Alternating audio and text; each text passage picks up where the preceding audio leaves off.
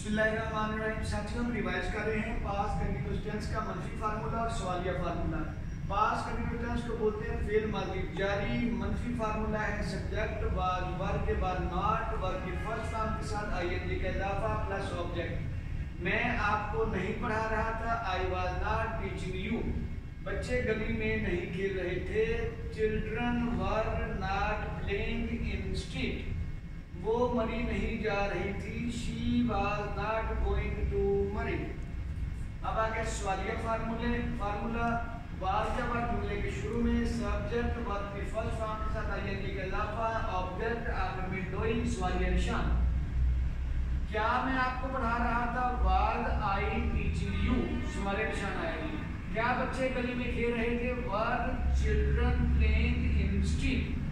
क्या वो मरी जा रही थी, was she going to marry। ठीक बच्चों, ये प्रैक्टिस करते जाएंगे, then you will be okay इंशाल्लाह। चलें।